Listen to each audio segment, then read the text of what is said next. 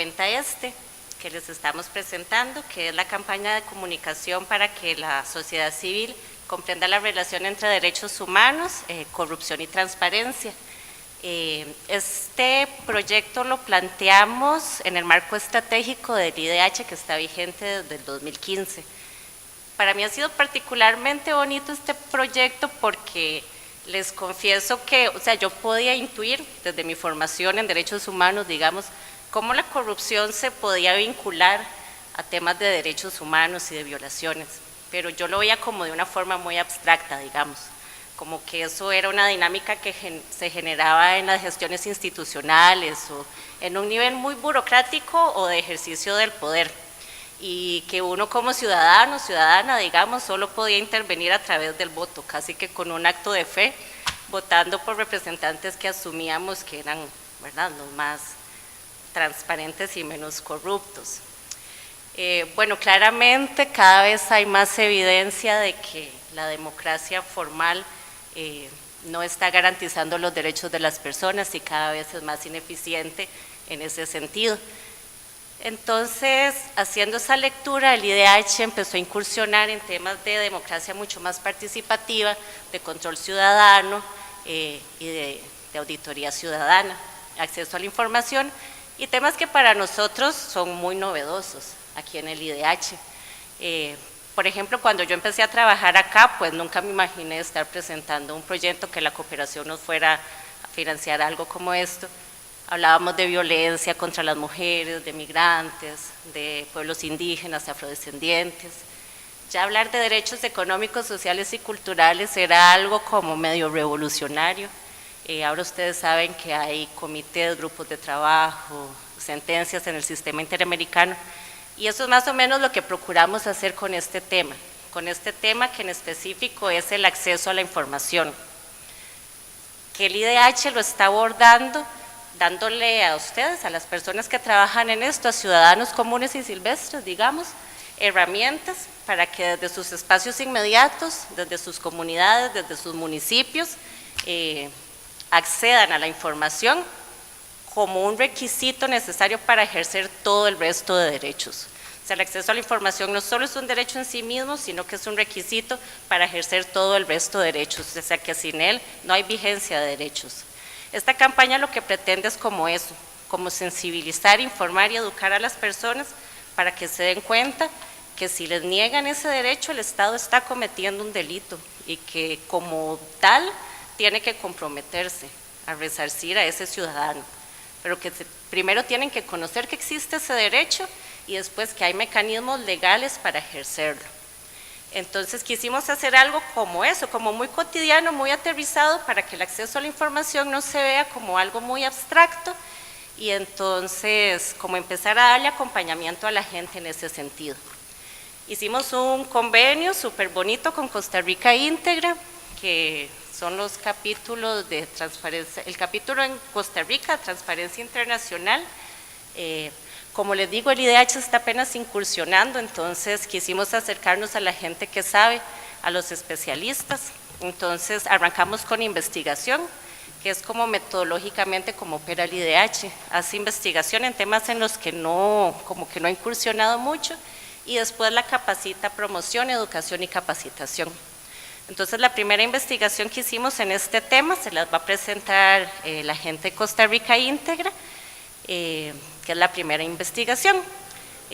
A partir de ello, el año entrante pensamos continuar el proyecto y yo los invito a que estén cerca del instituto en este tema, que nos apoyen mucho porque nomás lo estamos, como les digo, desarrollando, que tratemos de generar teoría y doctrina acerca de la relación entre corrupción, acceso a la información y derechos humanos, y que cualquier cosa que necesite la sociedad civil en temas de acompañamiento o asesoría, que se acerquen a nosotros, a Costa Rica Íntegra y digamos, a la Junta que estamos haciendo.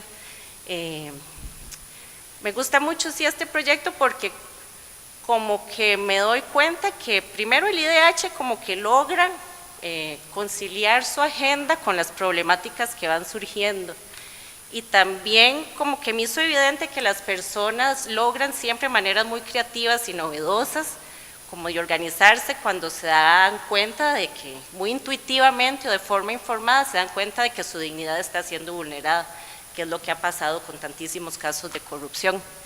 Entonces, yo no soy especialista ni mucho menos, solo soy su anfitriona ahorita en esta actividad y en todas las que vengan en este tema. Aquí en la mesa están los investigadores de Costa Rica Íntegra, que son Evelyn Villarreal, Juan Pablo, no es el apellido de Juan, y Enrique Sánchez, que es diputado de la Asamblea Legislativa del Partido Acción Ciudadana, que está también involucrado en el tema. Gustavo Fuchs es el coordinador de la campaña. La campaña se compone de elementos audiovisuales, que esperamos que ustedes sean agentes multiplicadores como de estos productos, que nos lo promuevan un montón, que nos los compartan en redes, los compartan en Facebook. Hay material impreso que pueden ver en las carpetas. Yo no sé si las personas que están sentadas atrás tienen de las carpetitas. Por favor, tomen una. Ahí tienen manualitos, calcomanías, vamos a imprimir más. Hay banners en Facebook, se los vamos a estar compartiendo y por favor, como que difuminen todo esto que estamos generando. Entonces, muchísimas gracias por estar acá, somos poquitos pero relevantes, me parece. Entonces, hagámoslo así, algo como muy familiar y conversemos. Ahora Gustavo les va a presentar la campaña, ya como el asunto más creativo del proyecto. Bueno, buenas noches, yo soy Gustavo. Y bueno, para presentarles un poquito la campaña, es importante hablar del contexto en Costa Rica del derecho al acceso a información pública, porque en realidad en Costa Rica hasta el gobierno anterior no se había presentado, digamos, un proyecto tan conciso que tratara de abordar, que por cierto que está el señor exministro de Comunicación, que fue parte de ese esfuerzo, ¿verdad?, de abordar el tema del derecho a información como una temática legal unificada. En Costa Rica el derecho a acceso a información se reconoce de alguna u otra forma, inclusive en pequeños párrafos, en pequeños artículos, dentro de más o menos 25 leyes distintas. Se ha reconocido también en la jurisprudencia, digamos, hay jurisprudencia de la Sala Cuarta que dice claramente el derecho a acceso a información, ¿verdad? Es un derecho que está en la Constitución, en el artículo 27 y en el 30, de diferente manera expresado. En el 27 me parece que es el de petición, digamos, que eso complejiza mucho las cosas, ¿verdad? Y el 30 es de acceso a información propiamente. Eso nos da un mapa muy fragmentado legalmente hablando, es decir, es un derecho que en realidad debería ser un derecho, ¿verdad?, pero está en pedacitos por todas partes. Igual en la jurisprudencia se ha visto, digamos, que la Sala Cuarta lo interpreta como un derecho en sí mismo, pero no se refleja en la ley, ¿verdad?, en el marco legal. Por eso está importante, esta campaña fue complejo, ¿verdad?, presentar el derecho al acceso a información como un derecho cuando tenemos varias leyes que lo están regulando. En la carpeta que se les entregó, ustedes van a poder encontrar un manual que desarrollamos para ejercer el derecho a acceso a información pública. Está basado en la ley de petición, digamos que esa ley básicamente le permite al ciudadano pedir información pública a las autoridades, ¿verdad?, es parte de los esfuerzos de rendición de cuentas, etcétera. Y también en la ley de exceso de trámites y requisitos al ciudadano, de protección al ciudadano, exceso de trámites y requisitos, que es otra ley que también establece unos plazos y unas exigencias al sector público en cuanto a información de carácter público. Como ustedes pueden entender, es bastante complejo ejercer un derecho que está tan dividido en otras categorías, en otras leyes, en otros espacios, y bueno, nosotros intentamos hacer ese esfuerzo. También es importante mencionar que Costa Rica es el único país en Centroamérica que no tiene una ley de derecho a acceso a información y es uno de los 4 países de América Latina que no cuenta con una ley de acceso a información pública. Eso es un requisito, ¿verdad?, para entrar a la OSD, que es uno de los esfuerzos que está haciendo este gobierno, y por eso es tan importante entender este derecho y aprender a ejercerlo. Vamos a mostrar 2 materiales audiovisuales que producimos en conjunto con la Asociación Veraca, que están acá varias personas de esta experiencia, y lo que quisimos hacer en estos dos materiales audiovisuales es un poco reflejar que el derecho a acceso a información no es solamente, por ejemplo, pedir información sobre cuánto gana el alcalde, ¿verdad? O sea, es un derecho que se puede ejercer de manera constructiva para ayudar a las comunidades, para desarrollar proyectos sociales que van a tener un impacto multiplicador. Perdón, en el tele también, si les queda más cómodo, se puede ver. No sé si la mesa tapa, digamos.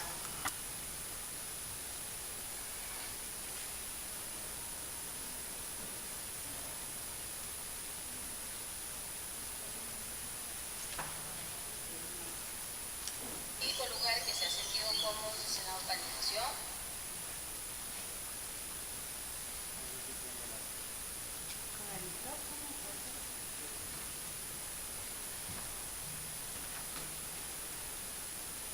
Bueno, mientras resolvemos ese pequeño inconveniente técnico, contarles un poquito que este año ha sido un año muy importante y muy bueno para el derecho a acceso a información. En marzo se firmó el Acuerdo de Escazú, que es un documento que firmaron varios países de América Latina, incluido Costa Rica, que obliga a los estados a revelar la información y a publicar periódicamente información ambiental, ¿verdad? Es información pública, obviamente. Y esto es un paso muy grande porque si bien ya existe en Costa Rica ese derecho, ¿verdad?, de alguna u otra forma de pedirle al MINAE, por ejemplo, documentos de impacto ambiental, pues viene a reforzar y viene a agregar también la obligación del Estado a publicar periódicamente ese tipo de información, que no es una obligación que existe ahorita en el marco legal, porque sigue siendo limitado. También tuvimos en agosto un fallo muy importante de la Sala Cuarta en torno al derecho a acceso a información en un caso que se dio en Acerrí. Para contarles así, en resumidas cuentas, básicamente una vecina de Acerrí le puso un salacuartazo a la municipalidad porque se negaron a dar información, y uno de los argumentos que utilizaron fue que estaba pidiendo la información de manera electrónica, por un correo electrónico, y que le dijeron que no podían darle esa información, que era sensible y que menos se le podía dar por un medio electrónico. Al final no era información sensible, era información pública, y la sala obliga, y eso es lo relevante del fallo, a la municipalidad a habilitar medios electrónicos para recibir solicitudes de información pública. ¿Eso qué significa? Que a partir de ese precedente prácticamente todos los gobiernos locales van a tener que empezar a adecuar su manera de interactuar con la población en la que gobiernan, ¿verdad? Es decir, que a partir del hecho de que se pueda pedir un documento de manera electrónica, inclusive en el fallo se habla de la página web, que se puede habilitar mecanismos para que en la página se puedan tramitar ese tipo de solicitudes, pues eso genera todo un movimiento hacia la digitalización, que es otro gran tema del país, ¿verdad? Y además hacia una mayor transparencia y una obligación de dar esa información, no importa cuál sea el medio. Por último, bueno, este mes tuvimos el fallo que obliga a Hacienda, ¿verdad?, a revelar el nombre de los grandes contribuyentes, que ese es otro paso importante que también es un ejemplo de derecho a acceso a información y que sienta jurisprudencia, de nuevo, que ya hay bastante, ¿verdad?, en la materia. No sé si ya... ¿sí? Okay. Bueno, la idea inicia en un grupo muy pequeño de vecinos, en donde veíamos el potencial de la zona, a pesar que es una zona de riesgo social. Los niños no tienen dónde jugar, que el único lugar que se ha sentido cómodos es en la urbanización. O sea, la idea no estaba como muy clara, pero por ahí alguien donó un pequeño planchecito que era aquí donde está ahora el edificio, y fue como ir madurando. Mira, podemos tocar la puerta de la municipalidad, o podemos solicitar aquí, queda bien una cancha de fútbol. Nosotros comenzamos con el Consejo Municipal, el distrito y también con la alcaldía. Le ha mandado solicitudes al PANI para que nos brindara proyectos o nos brindaran asesoría. Llegamos acá a la comunidad por medio del promotor social, que se contacta con el presidente de la asociación, y ellos nos muestran las instalaciones y desde ahí estamos trabajando acá. Ellos expresan que todo eso son ilusiones, tener un lugar donde poder ir a patinar, tener cultura, tener música. Usted también puede solicitar información para mejorar su comunidad. Infórmese sobre cómo hacerlo en www.iidh.ed.cr. Estaba muy bueno, tal vez explicar un poquito. Eso es una experiencia en Goicoechea, en Purral, en el que se conoce algunos barrios de ahí como Los Cuadros, ¿verdad? Ese es Veraca, el barrio Veraca, donde los vecinos se juntaron y hicieron un centro diurno a partir de un lote que les habían donado. Ellos pidieron información sobre qué fondos podían aplicar, digamos, fondos de programas sociales del gobierno, y poco a poco fueron construyendo ahí lo que el PANI llama un centro de intervención temprana, que es básicamente un centro donde los niños van cuando no tienen colegio o inclusive les dan tratamiento psicológico, etcétera, etcétera. Pero eso todo se hace a través de ese acceso a la información, ¿verdad? Porque si no sabemos cómo accedemos a esos fondos, pues no se pueden, se quedan guardados por mucho tiempo. Vamos a ver otro ejemplo, este es de San Rafael de Alajuela, en donde una comunidad también se juntó y buscó ayuda del Departamento de Participación Ciudadana de la Asamblea Legislativa para lograr hacer que el tren llegara desde San José hasta San Rafael. Yo en ese momento trabajaba en San José y tenía que recorrer de San Rafael a San José. Empecé a sumar horas y horas y perdía 20 horas semanales viajando. A Belén el tren llegó hace unos años. Nosotros nos comenzamos a plantear la necesidad de traerlo acá a San Rafael. Bueno, lo primero que hicimos fue aprovechar la instancia de la Asociación de Desarrollo para solicitar la información al INCOFER. Se enviaron notas a las instituciones y a los diputados, pero no se tuvo tanta respuesta como cuando lo hicimos por medio de la Oficina de Participación Ciudadana. Ellos nos hacen una nota al Departamento de Participación Ciudadana y nosotros, por supuesto, le damos trámite, la aceptamos. Se acordó ir a hacer una visita de campo, se hizo una delegación de cada institución y nos fuimos a conocer cuál era la situación que tenía San Rafael. Nos consiguieron una reunión en la Asamblea Legislativa donde estaban presentes diputados de Alajuela. La restauración de la vía se hizo ya en un 95%, faltan un par de pasos a nivel. Y estamos en este momento en el proceso de construcción de un andén para pasajeros que va a quedar en el centro de San Rafael y de restauración de la antigua estación de tren. Toda persona, digamos, tiene la posibilidad y ese derecho, ¿verdad?, de ir a las instituciones, preguntar y hacer exigir, digamos, la mejora de servicios o servicios nuevos, ¿verdad? Usted también puede solicitar información para mejorar su comunidad. Infórmese sobre cómo hacerlo en www.iidh.ed.cr. Bueno, ese segundo spot también es un ejemplo, ¿verdad?, de cómo las asociaciones de desarrollo y las organizaciones ciudadanas pueden acceder a fondos solicitando información. Esa es nuestra página de la campaña, por si quieren visitarla, está ahí en la dirección en los brochures que tienen en las carpetas. Nuestro enfoque ha sido básicamente ese, ¿verdad? El enfoque de la campaña es tratar de mostrarle a la gente cómo ese derecho a acceso a información los pueden empoderar como comunidades y cómo se puede inclusive generar un impacto multiplicador de beneficios para el país en realidad. Nosotros ahora, esta siguiente etapa de la campaña, vamos a llevar este brochure a las comunidades. Hemos hecho una identificación de más o menos 10 cantones que muestran índices muy deficitarios en casi que todos los índices que hay, ¿verdad? O sea, hicimos una correlación de índices, tomamos el índice de gestión municipal de la Contraloría, el índice de transparencia de la Defensoría, el índice de competitividad cantonal de la UCR y el índice de desarrollo humano, y los comparamos los cuatro, y bueno, nos damos cuenta que tal y como como lo dice la ONU y como lo dicen los organismos internacionales, pues el derecho a información es un derecho que tiene que ver con todos los demás derechos, ¿verdad? Es esencial.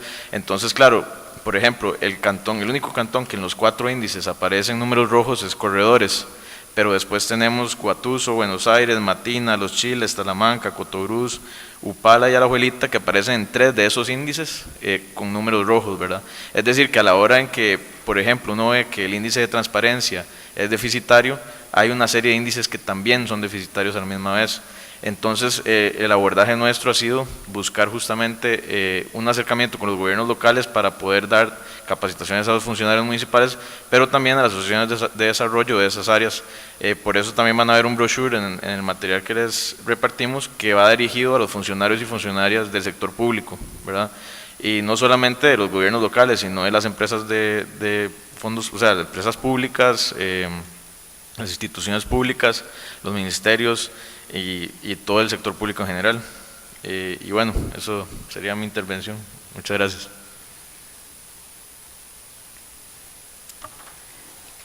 Solo invitarlos mucho a que visiten la página porque todavía está en construcción. La dirección es www. ¿Cuál es? Fux. idh.ed.cr/derecho-información. La página va a recibir solicitudes de asistencia, de asesoría que necesiten ciudadanas y ciudadanos que quieran organizarse para solicitar acceso a la información, para, digamos, incursionar en temas de auditoría ciudadana. Esto lo vamos a hacer con Costa Rica Íntegra, entonces especialistas de ambas organizaciones van a estar disponibles a través de la página web que tiene un formulario de consultas y también para que nos cuenten sus experiencias de éxito y visibilizarlas también como parte de este proyecto en toda América Latina. Eso es algo importante. Tenemos materiales, la campaña está enfocada en Costa Rica por lo que les comentaba Gustavo de la ley. Pero tenemos proyectado como difuminarla por América Latina y sí estamos habilitando espacios como para que eso se permita. Entonces estamos invitando a gente de todos los países a que nos compartan sus experiencias para que entonces podamos entre todos hacer como una red de retroalimentación en las experiencias de participación y control de acceso a la información. Entonces visítenla, porfa, la página está bonita. Ahora les va a hablar el diputado Enrique Sánchez del estado actual del derecho a la información en la Comisión de Ciencia y Tecnología. Gracias, Enrique. Muchas gracias. Muy buenas noches. Muchas gracias al Instituto Interamericano de Derechos Humanos por la invitación y por involucrarse y ser parte de esta discusión sobre el derecho a la información, que es efectivamente, como dice la campaña, un derecho, y así hay que entenderlo. Antes de comentar sobre los proyectos de ley que existen y la discusión que estamos dando para lograr concretar una legislación sobre el tema, quería mencionar 4 principios sobre los cuales nosotros basamos esta discusión desde el despacho. El primero es efectivamente eso: la información es un derecho, no es un favor que le hace la administración o el funcionario público o la institución pública a la ciudadanía, que le hago el favor de entregarle la información que necesita. No es un favor, es un derecho de la persona y es un derecho relacionado absolutamente con otros derechos. ¿Por qué? Y ese es el segundo, porque la información también es poder. La persona que tiene la información sobre cómo se logra acceso a fondos públicos para generar un proyecto en la comunidad, como los ejemplos que se ven en los videos, tiene el poder de movilizar a la comunidad y de generar proyectos. Si toda la comunidad tiene el mismo acceso a la misma información, toda la comunidad tiene el poder de generar proyectos. En tercer lugar, la información, como es un derecho, no debería depender solamente o siempre de la solicitud del ciudadano o la ciudadana. Debería ser pública proactivamente, ¿verdad? Es decir, estar pública y en formatos accesibles para que no siempre dependa de que yo presente un recurso a la sala constitucional para que me den información pública, ¿verdad? O sea, tendría que ser pública sin necesidad de que yo tenga que acudir a la sala. Es cierto los casos que mencionaba Gustavo, que son positivos, pero no debería ser necesario tener que estar recurriendo a un recurso de amparo para acceder a información que de todas maneras sabemos que es pública. En cuarto lugar, esto tiene también absoluta relación con lo que es el Estado abierto, que es una discusión que en el país ha estado incursionando, es decir, la información pública es un componente básico del Estado abierto. ¿Qué es Estado abierto? Es un Estado donde efectivamente hay información pública accesible, donde hay mecanismos de participación ciudadana y mecanismos de lucha contra la corrupción en un Estado. Y cuando digo Estado me refiero a todos los poderes, ¿verdad? No solamente en la Asamblea, sino también el Ejecutivo, las instituciones del Gobierno, Poder Judicial y demás instituciones.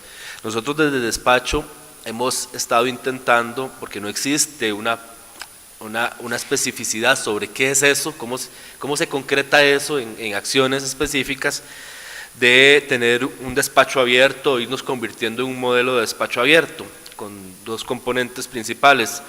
Uno es tener la información pública, es decir, concretamente mis votos son públicos, no solamente los del plenario, que son públicos de todas maneras porque salen en la pantalla, sino lo que generamos en las comisiones y las discusiones que estamos aportando.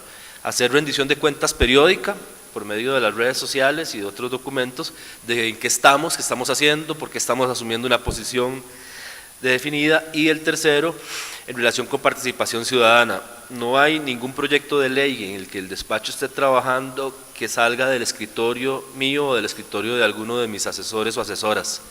Los proyectos de ley que está trabajando el despacho están saliendo de mesas de trabajo con organizaciones o con sectores o con personas involucradas o personas expertas en los temas. Hablo de la agenda que tiene que ver con derechos de las personas LGBTI, del proceso de renovar una ley de autonomía indígena porque se archivó recientemente por un fallo de la Sala Constitucional. Hablo de la posibilidad de un proyecto sobre crímenes de odio que estamos trabajando también con otras organizaciones, de un proyecto para regular las plataformas de transporte electrónicas, como las plataformas de transporte como Uber, también se está haciendo en coordinación con organizaciones. Es decir, no hay una sola de estas iniciativas que está sucediendo por una ocurrencia en mi despacho que yo me siento y la ataco, o alguno de mis asesores o asesoras, sino que se están haciendo. Eso es lo que nosotros estamos tratando, esos tres componentes: rendición de cuentas, información pública y participación ciudadana, que se conviertan en un modelo, ¿verdad?, de cómo debería ser. Uno de los temas, digamos, más significativos en eso, y aunque parezca muy natural, cuando lo comentamos con otros diputados y diputadas, se vuelve un tema, es que la agenda es pública. O sea, que toda persona que en ese momento se meta a mi agenda sabe que yo estoy acá, o a cualquier hora en cuáles son las actividades que estoy. Eso es un componente importante de los datos públicos. Y de último lugar, porque me parece muy importante, y es esta relación de información y derechos humanos, ¿verdad?, que a veces cuesta mucho explicarla. ¿Cuál es? Yo creo que una buena forma tal vez de empezar a entenderla es cómo la desinformación, o sea, lo contrario, genera violaciones a los derechos humanos y tiene repercusiones en la violación de los derechos humanos. Hace un par de meses nosotros fuimos testigos de una manifestación xenofóbica en el centro de San José, ¿verdad? ¿De dónde surge esa manifestación xenofóbica? De al menos 5 noticias falsas que circularon en redes sociales y en grupos de WhatsApp, provocando noticias falsas sobre nicaragüenses y sobre acciones del gobierno relacionadas con personas nicaragüenses, que provocaron una convocatoria a una marcha que era una marcha que generaba o que intentaba no solamente un discurso xenofóbico, pues, sino a incluso llegar a agresiones contra personas migrantes, ¿verdad? Entonces la desinformación desencadena ese inicio de violación de derechos humanos de las personas migrantes, en ese caso en particular. También en el caso que estábamos leyendo de México,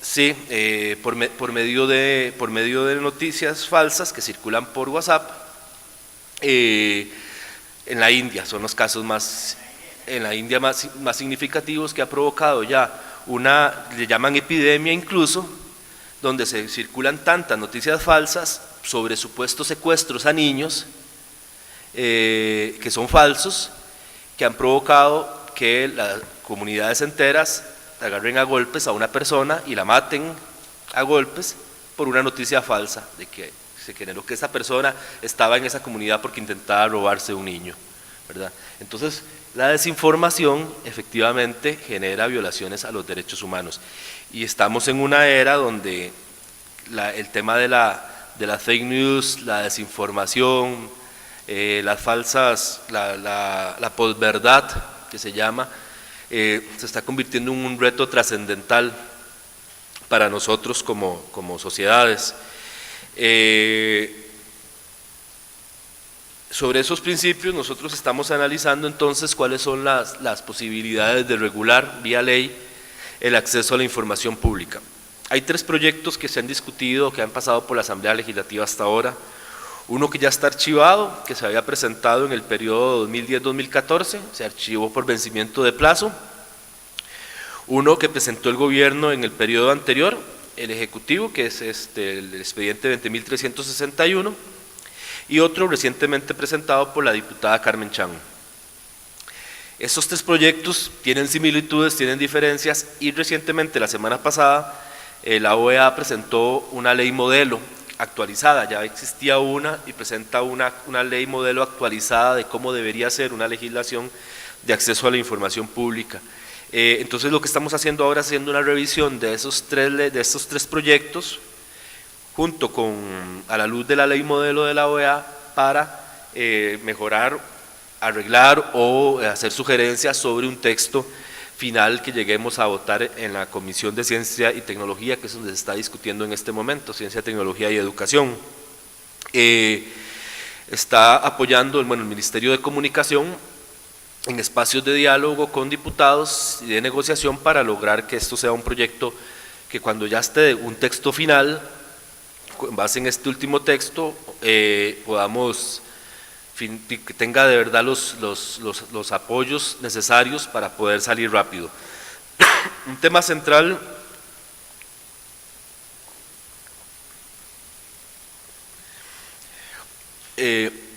no voy a detallar, digamos, los contenidos del proyecto, pero hay 2 discusiones centrales dentro de las leyes que son muy importantes. Uno es quién es el órgano garante. ¿Quién es la institución encargada de fiscalizar que se cumpla esta ley? Porque no existe una institución de ese tipo en el país, ¿verdad? En la versión original, en el proyecto del 2010, se planteaba la creación de un instituto independiente dedicado al tema. En este momento, nosotros presentamos en la Asamblea Legislativa la creación de una institución nueva y simplemente eso no tiene ninguna viabilidad política. Más en tiempos de estrechez fiscal y cuando se habla generalmente de recorte y demás, presentamos crear un instituto nuevo y no va a tener ninguna viabilidad. En el proyecto del Ejecutivo anterior se planteaba que fuera por medio de la Defensoría de los Habitantes.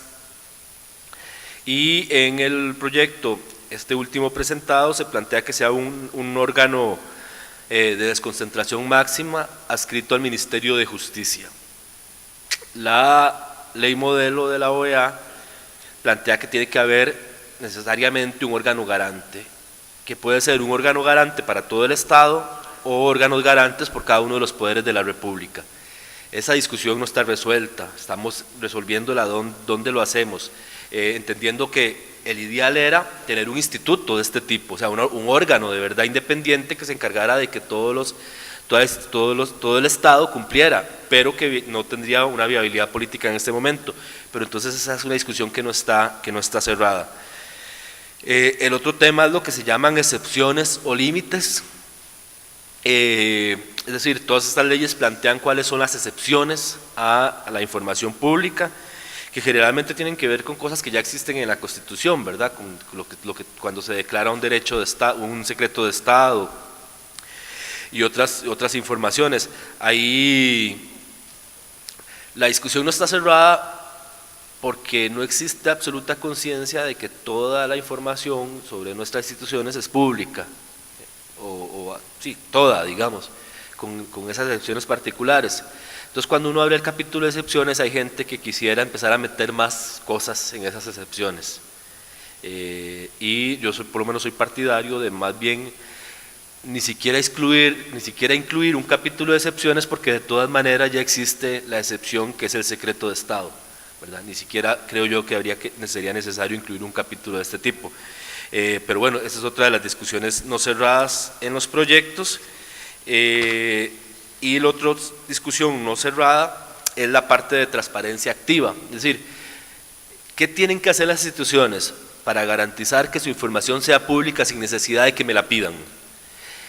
¿Cómo hago yo para que mi presupuesto, la gente se interese en conocerlo, cuál es mi presupuesto y en qué lo estoy gastando, aunque no le interese, aunque yo no tenga, que yo cree como gobierno, como Estado, la costumbre de la ciudadanía de interesarse por qué está haciendo la Asamblea Legislativa? ¿Qué hago yo proactivamente, activamente, para que la ciudadanía reconozca este derecho y lo acceda y lo empiece a reclamar? Ese es otro capítulo que tal vez de los que no están cerrados y que generan más discusión en ese proyecto de ley.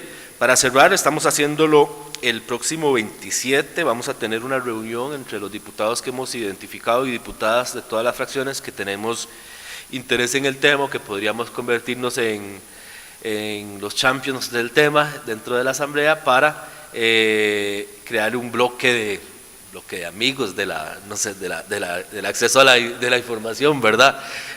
Un bloque parlamentario que podamos incidir en nuestras respectivas fracciones para poder concretar pronto eso. Y yo lo veo bien, digamos, tenemos en este encuentro confirmada ya participación de diputados y diputadas de Liberación Nacional, de la Unidad, de Acción Ciudadana y de Restauración Nacional y de Frente Amplio. Y una ventaja que está generando esto es que la presidenta de la Asamblea, Carolina Hidalgo, está muy interesada en el tema y es la que está auspiciando estos diálogos. Entonces, al ser ella la que genera estas posibilidades de encuentro, le está dando bastante impulso a que logremos generar un consenso sobre el tema. Creo que por ahí me quedo. Muchas gracias. Gracias, Enrique. Bueno, a mí me reconforta mucho como escuchar todo este trabajo que están haciendo, porque finalmente eso es lo que esperamos que hagan, y siempre es como bonito y reconfortante ver que hay socios en estos temas, en representantes del gobierno, digamos, en la Asamblea Legislativa, con los que podemos trabajar, los buenos, siempre les digo yo. Entonces, felicidades por el trabajo que están haciendo y por favor acérquense a nosotros, insisto. Como este es un tema emergente, pues hemos visto que en cada uno de los países hay diferentes estados de evolución, digamos, conceptual y en las prácticas y en las leyes, en los institutos rectores, exacto. Entonces, una de las primeras cosas que quisimos hacer fue, que ya creo que les comenté, que es como la metodología, la ruta que el IDH siempre sigue, identificar buenas prácticas como experiencias exitosas en el tema que se hayan llevado a cabo en otros países. Eso lo quisimos hacer, para eso nos encontramos con Costa Rica Íntegra, que hicieron un proyecto muy bonito, visitando 3 países para registrar buenas prácticas de auditorías ciudadanas, como una experiencia de participación. Entonces, les doy la palabra a Evelyn Villarreal y a Juan Pablo, que hicieron esta investigación, que ahorita sale del horno, ya la estamos produciendo y también los voy a invitar a que pasen por una físicamente o en la página web del IDH, siempre están todas las publicaciones accesibles y libres. Entonces, adelante. Muy buenas noches tengan todos y a los colegas de la mesa principal, especial saludo. Es para Costa Rica Íntegra realmente un gran honor acompañar al Instituto Interamericano de Derechos Humanos en este tema. Creo que aprendimos juntos el sentimiento que decía Larisa, de que ha sido un proyecto muy bonito, de mucho aprendizaje, es mutuo, ¿verdad? Así que muchísimas gracias de verdad por invitarnos a ser parte. Yo quiero hacerles un preámbulo, ¿verdad? muy genérico, y Juan Pablo les va a contar un poquito más en detalle de las experiencias de buenas prácticas que visitamos. Lo primero que me gustaría es empezar contándoles desde dónde les estoy hablando, qué es Costa Rica Íntegra. Esta es una asociación civil. Está escrita en el registro de asociaciones y es un grupo básicamente de unas 30 personas voluntarias que coincidimos en el interés de promover una agenda más fuerte en temas anticorrupción en el país. Nos fundamos en el año 2012. Es una asociación, bueno, como voluntaria, como todos ustedes saben, tiene sus limitaciones, ¿verdad? Pero desde entonces, uno de nuestros ejes de trabajo ha sido definitivamente el tema de acceso a la información, porque uno no puede luchar contra la corrupción sin tener acceso a la información. Ese es como el básico, ¿verdad? Para hacer cualquiera de las cosas que hacemos, necesitamos ejercer ese derecho. Y hacemos dos cosas: lo ejercemos nosotros mismos, ¿verdad? Promoviendo cierto tipo de control social, de fiscalización desde Costa Rica Íntegra. Les voy a contar algunas cositas más adelante de lo que hacemos, pero también otra cosa que hace Costa Rica Íntegra es tratar de promover que otras organizaciones, otros colectivos, incluso asociaciones de desarrollo, comités de barrio, empiecen también a ejercer este derecho y hacer control de la gestión pública. Entonces tenemos como ese papel de bisagra, ¿verdad? O sea, hacemos nosotros mismos control, pero también lo promovemos. Y en este tema, bueno, de acceso a la información estamos, como les digo, desde que surgimos, es uno de nuestros ejes de trabajo. Hemos participado en muchas rondas de consulta de varios proyectos de ley de acceso a la información, especialmente puede ser muy relevante ahora que están haciendo este estudio, señor diputado, que han habido varios procesos de consulta y deben de estar, por supuesto, los documentos en donde se han discutido N cantidad de veces estos mismos temas que usted está mencionando. Participamos en el primer proyecto de ley que me acuerdo que participamos, fue el que presentó don Juan Carlos Mendoza cuando era diputado, que hizo un proceso de consulta ciudadana muy extenso, y aunque el proyecto ya caducó, digamos, creo que el proceso de consulta no caduca, de verdad, y puede usarse. También participamos como miembros de la Comisión Nacional de Gobierno Abierto. Hicimos una propuesta de borrador del decreto de acceso a la información, que fue el que finalmente discutió la comisión y se aprobó en el gobierno pasado. También fuimos parte de la promoción del decreto de datos abiertos, que también se aprobó en el gobierno pasado. Así que, digamos, hemos estado empujando mucho el tema de la ley, sin éxito mucho, pero siempre andamos con la denuncia de, bueno, Costa Rica es uno de los pocos países que no tiene ley de acceso a la información, no es posible que todavía sigamos con ese pendiente después de tantos años. ¿Qué hacemos con la información? Bueno, hacemos varias cosas. Para contarles así lo más reciente en lo que hemos estado trabajando. Tenemos un proyecto sobre transparencia de fondos de cambio climático. El país recibe un montón de cooperación en este tema. No recibe cooperación casi nada, pero en este tema sí recibe cooperación internacional bastante, y está muy dispersa y muy opaca, y entonces así es muy difícil saber qué pasó con estos fondos, sentar responsabilidades, así que se está creando toda una plataforma para hacer la trazabilidad de estos fondos. El proyecto se llama Gobernanza del Cambio Climático, porque también no solo incluye la transparencia, sino incorporar la participación ciudadana en estos temas. Estamos en otro proyecto también donde la información es básica, que se llama Estándares de Transparencia para la Construcción. Este es un grupo de ciudadanos que conforman, se llama COST en inglés, conforman una mesa, se llama Grupo Multisectorial, que da seguimiento o fiscalización a algunos contratos de obra pública que se han seleccionado, que son muy sensibles. Entonces tienen toda una metodología, y eso es para seguir esa metodología es básico estar pidiendo información al MOP, a los proveedores, ¿verdad?, a la empresa constructora, para darle seguimiento desde que inicia la obra hasta que la entregan, desde parte de la ciudadanía y de especialistas. Hacemos también informes sombra, aunque a mi compañero aquí Jimmy no le gusta el nombre de informes sombra, dice que deberían ser informes luz más bien, pero bueno, hacemos los informes sombra para las convenciones anticorrupción que tiene Costa Rica. tiene que rendir informes el gobierno ante la OEA para la Convención Interamericana y ante Naciones Unidas para la Convención de Naciones Unidas Anticorrupción, y en ambos casos, digamos, sobre todo en la de la OEA, presentamos informes independientes al informe que presenta el gobierno, para lo cual, de nuevo insisto, tener acceso a la información e investigar qué está pasando es muy importante.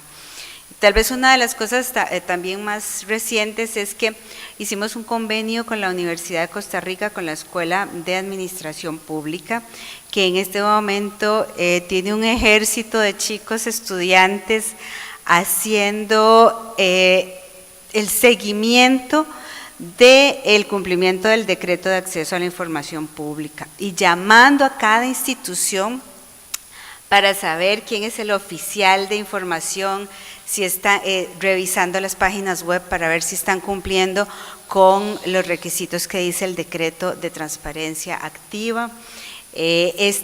Por cierto, hago aquí el paréntesis, el comercial, porque este estudio, todos los resultados de este estudio los vamos a presentar el próximo 10 de diciembre, aquí mismo a las 10 de la mañana. Perdón, era en la UCR, en el Auditorio de Ciencias Económicas, perdón. El 10 de diciembre a las 10 de la mañana, en ocasión también del Día Internacional Anticorrupción, que se celebra siempre todos los 9 de diciembre, entonces vamos a hacer la presentación de este estudio, que por lo que ustedes se imaginarán nos lleva a resultados muy felices. Y bueno, hay algunas áreas en que se nos han quedado, en que digamos todavía opacas, muy resistentes, en donde hemos tratado de ingresar o de hacer particular apertura, y una de ellas es contratación en general, contratación administrativa, no solo de obras públicas, en general todas las compras que hace el Estado, el SICOP y los otros 17 sistemas de compras que existen en la administración pública son muy opacos, es muy difícil, y ahí es para digamos una organización como nosotros que trabaja anticorrupción, ese es digamos el ABC. Si usted no tiene un buen sistema de compras transparente, es una de las áreas más vulnerables a la corrupción que todavía digamos quedan. Y otra que mencionaba Gustavo con el índice de gestión municipal son las municipalidades. Esa es otra área, digamos, bien opaca de la gestión administrativa, en donde cuesta mucho saber qué está pasando ahí. Entonces hay muchos retos, ¿verdad? Y dentro de esos retos, uno de los principales es incorporar a la ciudadanía, porque un grupo, digamos, de 30 personas como nosotros o varios de estos no lo pueden hacer solo. Realmente necesitamos muchos fiscalizadores, no necesitamos una organización fiscalizadora, necesitamos 4 millones de habitantes fiscalizadores de la gestión pública que hagan uso de ese derecho a la información para mejorar su calidad de vida. Entonces por eso celebramos mucho esta página, viene a llenar bastantes vacíos, tiene cosas interesantísimas como machotes de carta, que es algo tan sencillo, pero la gente nos pide montones ayuda para redactar una carta de cómo pedir información. Ahí ustedes van a encontrar machotes de carta donde prácticamente solo tienen que poner su nombre, lo que quieren saber, ¿verdad? Esta otra herramienta de brindar apoyo, si usted es una asociación de desarrollo comunal y quiere saber algo de su municipalidad, no sabe cómo hacerlo, puede acercarse a la página y pedirnos apoyo. Son herramientas la verdad que muy necesarias para empezar a usar esto ya de manera muchísimo más activa. Así que bueno, ahora le dejo la palabra a Juan Pablo para que nos cuente unas buenas experiencias de gente que ha hecho uso de este derecho a la información, al acceso a la información, y ha posicionado y ha logrado cambios muy importantes en sus países.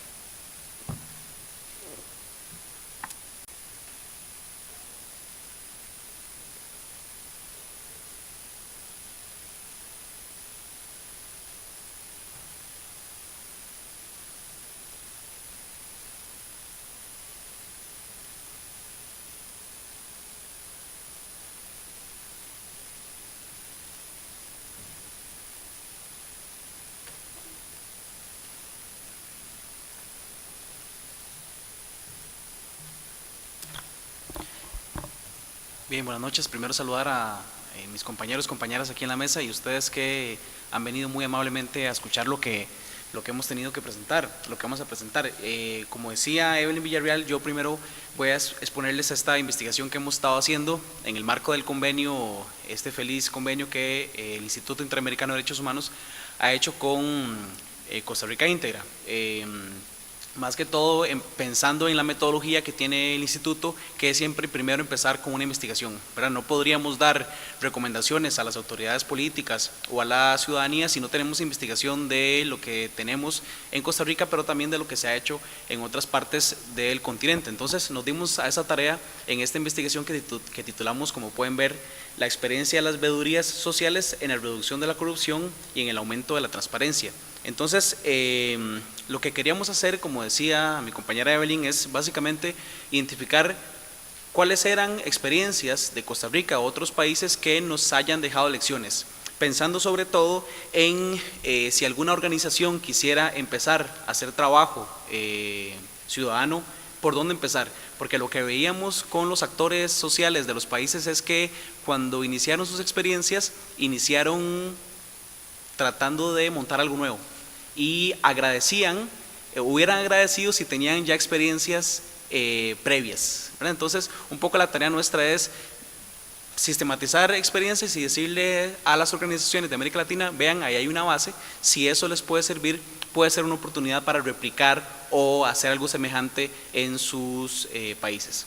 Entonces, esa fue la intención que tuvimos, y la investigación tuvo como dos partes. Una donde hicimos el análisis más teórico, considerando que es una investigación lo más seria que podíamos, y así identificamos experiencias en la región.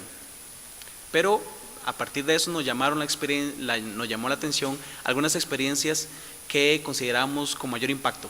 Y fuimos a los países, Honduras, Perú y Colombia, a rastrear el detalle de esas experiencias para contarles un poco lo que íbamos a hacer. Entonces, yo les voy a hablar primero de algunos estándares internacionales sobre esta materia que hemos estado conversando, algunas definiciones de qué es lo que entendemos por veeduría, por auditoría ciudadana, entendiendo la parte investigativa del componente, y ya después les voy a hablar de cuáles fueron esas experiencias exitosas, resumiendo un poco lo que se hizo, y unas lecciones aprendidas generales, ¿verdad? Entonces, vean que si bien es cierto, como decía el diputado Sánchez, hay alguna dificultad para entender este vínculo entre el acceso a la información, la participación ciudadana y los derechos humanos, y a veces tenemos limitaciones al tener, como decía mi compañero Gustavo Fuchs, un marco jurídico sobre el acceso a la información muy disperso en nuestro país. Lo cierto es que a nivel internacional tenemos bastantes estándares que nos han guiado, ¿verdad? No son pocos entonces las herramientas jurídicas que tenemos que nos demuestran que la sociedad contemporánea ha logrado concretar estándares internacionales para participación ciudadana, para acceso a la información, transparencia y rendición de cuentas. O sea que por lo menos a nivel internacional se entiende ese vínculo directo entre acceso a la información, transparencia como un derecho humano. Tenemos en Costa Rica que hacer la tarea de, por ejemplo, avanzar en una ley de acceso a la información, como se decía antes, y en tratar de unificar un poco más ese marco jurídico que está un poco disperso todavía. Entonces, lo que notamos es que en algunos de estos países que visitamos, algunas de las experiencias más exitosas sí han aprovechado leyes previas que existían. Por ejemplo, la experiencia que les voy a mostrar hondureña aprovechó de muy buena manera la ley de transparencia y acceso a la información que le legitimaba hacer el trabajo que hizo. Ahorita les voy a contar. Igual en Perú, si bien es cierto no tenía una ley de auditoría, sí había una ley de transparencia y acceso a la información que al menos lo justificaba ante las autoridades de por qué podían hacer ese trabajo. Y el caso más claro es el colombiano, ¿verdad? Donde hay una ley de veedurías específicamente creada para eso, donde básicamente se plantean que en la mayoría de instituciones o en todas debería haber una veeduría ciudadana, y ahí entonces sí hablábamos de un marco jurídico mucho más específico sobre la materia. Entonces eso nos dice dos cosas: primero, que tener un marco jurídico y una ley específica abre paso para hacer auditoría ciudadana, pero también nos dice algo paradójicamente contrario, que es que no necesariamente se ocupa una ley específica para que las organizaciones de la sociedad civil lleven adelante ese tipo de procesos. Entonces habría que aprender de esas dos cuestiones. ¿Qué entendíamos entonces como auditoría ciudadana? Varias cosas. Primero, entendemos que es un mecanismo para la promoción del acceso a la información. Lo que hace una auditoría ciudadana son evaluaciones independientes de políticas y programas gubernamentales que tienen el objetivo básicamente de mejorar la transparencia, el desempeño del gobierno y el uso de recursos públicos. Y en general la mayoría de experiencias que vimos tienen esa función, tratando de mejorar la rendición de cuentas que los gobiernos y las autoridades públicas tienen. Y en ese sentido la ecuación es que se requiere una fiscalización que trate de ser lo más objetiva, específica, porque esa auditoría permite no solo prevenir la corrupción, sino que además corregir errores, malas prácticas y en general tratar de hacer que los servicios públicos que se brindan sean de mejor calidad. Entonces hay una relación directa entre la existencia de auditoría, veeduría, fiscalización y la calidad de los servicios que ulteriormente se va a brindar. Y entonces las experiencias que analizábamos tienen el común denominador que son experiencias hechas desde la ciudadanía, no son tecnócratas, no son solo académicos, sino que la ciudadanía que se organiza para llevar adelante este tipo de experiencias que a la vez incluyen participación ciudadana. ¿Cuáles eran las experiencias más exitosas que rastreamos? En particular fueron 6 experiencias. La hondureña, que pueden ver arriba, fue el índice de desempeño y transparencia al Instituto de la Propiedad. Ya ahorita les cuento más detalles. La otra fue la Brigada Anticorrupción en Perú, que estuvo a cargo de la organización Proética. Ambas organizaciones, la hondureña, que es la Asociación por una Sociedad Más Justa, y Proética, son los capítulos de Transparencia Internacional en esos países, y también ligado a las organizaciones coordinadoras de Transparencia Internacional, otras experiencias colombianas que pueden ver ahí, la Observación Ciudadana Electoral y Pilas con el Voto, de la misión Observación Electoral, y 3 experiencias que les voy a contar también, que es Ciudadano al Cuidado de lo Público, Pereira ¿Cómo Vamos? Y Vigía Cívica, que les voy a mostrar al menos las generalidades de lo que se hizo en cada una de estas experiencias. Empezando con esta primera, que es el índice de desempeño y transparencia al IP, que básicamente el IP es el Instituto de la Propiedad, que es la institución hondureña que se encarga de tutelar los títulos de propiedad y garantizar seguridad jurídica, sea de tierras o sea de bienes inmuebles o muebles inclusive, porque tenía muchos problemas, inclusive contarles por ejemplo que los expedientes de propiedad estaban ahí abiertos, pero para mal, en el sentido de que cualquier persona puede llegar y arrancarle una hoja, o podría llegar y ponerle una hoja y hacerse dueño de la propiedad. Entonces eso era un grave problema que mostraba la necesidad de hacer auditoría de sus procesos. Por eso entonces se hizo seguimiento y evaluación con unos indicadores de gestión y funcionamiento para darle una calificación. Entonces, después de medir cómo era su gestión, pudieron dar una calificación, pero no solo por dar la calificación, sino que formularon un plan de mejora con unas recomendaciones que el Instituto de la Propiedad asumía como propias, que aplicaba durante los años, y que después la organización encargada hacía seguimiento y evaluación sobre el cumplimiento o no de ese plan de mejora. Entonces eso a la larga servía para que la institución mejorara en el tiempo, ¿verdad? No es solo evaluar dándole una calificación, sino que era una calificación que era muy constructiva y le permitía a la institución mejorar. Y efectivamente así lo ha hecho con un impacto muy importante en los países. Ahí pueden ver, perdón que no les pasara el detalle visual. Después me gustaría contarles sobre Brigada Anticorrupción. Esta Brigada Anticorrupción que funcionaba de esa manera, como una brigada de voluntarios que se pusieron la tarea de hacer auditoría a municipalidades. Entonces lo que querían hacer era auditar procesos de las municipalidades, que incluyeron desde municipalidades en el Amazonas hasta municipalidades en Puno, a la par de Cusco, por ejemplo, Entonces, la intención era hacer revisión de expedientes, porque notaban que si se auditaban los expedientes de obras públicas, contrataciones y licencias comerciales y licencias de construcción, ahí podrían detectar casos de corrupción, irregularidades y al final de cuentas intentar reducir la corrupción.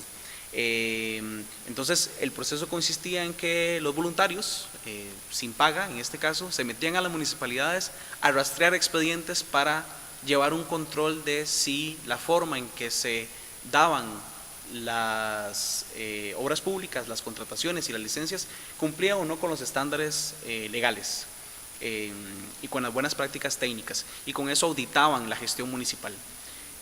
Emparejado a eso, montaban unos stands en las comunidades en Perú, justamente para dar sensibilización, orientación legal, un poco sobre este tema que también ha interesado a Costa Rica Íntegra. Y algo interesante es que tenían la intención de hacer auditoría de la Ley de Transparencia y Acceso a la Información. Claro, existe una ley de transparencia y acceso a la información, pero ¿se cumple o no se cumple? La intención era que esa experiencia sirviera también para auditar el cumplimiento o no de lo que estaba dispuesto jurídicamente. Por su parte, la Observación Ciudadana Electoral tenía una pregunta en Colombia, que es básicamente cómo se robaban las elecciones en Colombia. O sea, había una sospecha de que se robaban las elecciones. De lo que se trataba entonces era responder cómo sucedía eso y empezar a desarrollar unos mecanismos de auditoría ciudadana para evitar que eso sucediera. ¿Cómo? Mediante seguimiento legislativo e incidencia política. ¿Qué es lo que los diputados hacen? ¿Será que están aprobando leyes que más bien permiten mayores vacíos o huecos para hacer fraudes, por ejemplo? Hicieron veeduría del Pacto Anticorrupción, que eran unas disposiciones anticorrupción que querían saber si se están cumpliendo o no, monitoreo de medios, un observatorio de la democracia, y también la pregunta típica en esos temas, que es quién financia las campañas y los ganadores qué decisiones toman cuando gobiernan, benefician o no a las personas que les financiaron, y eso todo organizado en redes. Entonces era la importancia de hacer veeduría tanto del día de las elecciones, pero no solo el día de las elecciones, sino darse cuenta de que los posibles casos de corrupción estaban en el proceso preelectoral o postelectoral, y ahí entonces había que hacer un proceso de auditoría que emparejaron a una experiencia que en este caso llamaron, como pueden ver ahí, pilas con el voto. ¿Qué era básicamente pilas con el voto? Era básicamente hacer una mediación técnica, mediar entre la ciudadanía que estaba fiscalizando, que estaba denunciando, y canalizándolo con esta organización colombiana para llevar esas denuncias a las entidades competentes. Entonces, no era darle el espacio solo para que la ciudadanía tuviera que ver cómo llegar a la institución y hacer la denuncia, sino que pudiera haber un canal que fuera una organización más especializada, que diera una verificación de la confiabilidad de las denuncias y llevara hasta las instancias oficiales esas denuncias. Otra de las experiencias colombianas fue esta de Ciudadano al Cuidado de lo Público, brindando acompañamiento técnico, financiero, institucional a organizaciones que querían hacer control, un poco para capacitarlas en cómo hacer veeduría social y superar una figura un poco ya distorsionada de veedurías sociales. Decíamos que en Colombia hay una ley de veeduría que hace que en todas las instituciones tenga que hacerse veeduría ciudadana, pero eso generó algunos inconvenientes porque de repente los que tenían que ser observados, auditados, ponían también a los veedores, se distorsionó un poco la figura y la idea era más bien construir unas organizaciones que realmente hicieran veeduría ciudadana de forma más transparente. Pereira, ¿cómo vamos? Es parte de una red ciudadana en este país colombiano, que básicamente lo que intentaba hacer era un control no tanto a la alcaldía municipal, sino en general a la calidad de vida de la ciudad. Y cuando decimos calidad de vida de la ciudad, era medir un poco ámbitos como la salud, la educación, y si la ciudadanía estaba teniendo una vida de calidad. Y para eso se hicieron mediciones, un informe de calidad de vida con datos duros oficiales y encuestas de percepción ciudadana que permitía que la ciudadanía participara y a la vez auditara cuál era la calidad de vida de la población en su comunidad, en este caso Pereira, aunque está por buena parte de Colombia. Y la última experiencia es la de Vigía Ciudadana, que básicamente tenía el interés de hacer control a las licitaciones públicas que no cumplen con los requisitos legales o que se consideraban que pueden estar amañadas. Entonces, lo que se formó fue una matriz para identificar rápidamente riesgos de corrupción en procesos de licitación. O sea, si había un proceso de licitación que a la comunidad le parecía un poco opaco, un poco irregular, un poco amañado, se implementaba esta matriz para identificar posibles riesgos, poder intervenir en esas licitaciones irregulares, documentar la información, y eso ha tenido bastante éxito porque se han llegado a revisar la totalidad de contrataciones públicas que son sometidas a concurso, lo cual vamos a ver más adelante en los resultados, termina previniendo la corrupción, acompañándose, eso sí, de profesionales en la materia que podían aportar ese criterio técnico, que va a ser una de las características de estas experiencias, aportando entonces unas lecciones aprendidas, cosas que hemos aprendido de estas visitas a los países que podrían replicarse entonces en otros lugares, que la auditoría social puede hacerse mejor en procesos concretos y en temas específicos. A veces queremos auditar todo, ¿verdad? Queremos auditar absolutamente todo. Quizá la experiencia lo que nos ha mostrado es que sería mejor que las organizaciones se concentren en algo, ¿verdad? Que se concentren, por ejemplo, en expedientes de obra pública, o que se concentren en una institución específica y auditen realmente su funcionamiento, o que se concentren específicamente en las licitaciones públicas, por ejemplo. Eso termina teniendo mucho más resultado. Una lección aprendida: la auditoría social es mejor cuando es desde abajo y al nivel local, ahí donde surgen los problemas, ¿verdad? Entonces vemos cómo esta experiencia de cómo vamos terminó siendo regionalizada. Entonces vamos a analizar la calidad de vida en Pereira, o vamos a analizar entonces, por ejemplo, los expedientes de obra pública en la municipalidad de Indiana, allá en Iquitos, a la par del Amazonas, ahí donde surgen los problemas comunitarios, porque eso hace que la población además se sienta más involucrada con su problema. Auditoría en colaboración con el gobierno, ¿verdad? A veces hemos pensado que el gobierno termina siendo un enemigo que genera víctimas. Realmente lo que vimos de las experiencias de auditoría en América Latina es que, lejos de que las organizaciones perciban al gobierno como un enemigo al que hay que auditar y jalar el mecate, si bien es cierto que auditarlos y jalarnos el mecate, también pueden ser aliados. Y eso nos lo mostró la mayoría de experiencias, ¿verdad? Como por ejemplo las autoridades en Colombia empezaron a tomar también interés en algunas de esas experiencias para más bien colaborar con información, con una retroalimentación que después recibirían, igual que en el caso hondureño y principalmente en Brigada Anticorrupción con algunas de las municipalidades. No vamos a decir todas, pero sí algunas.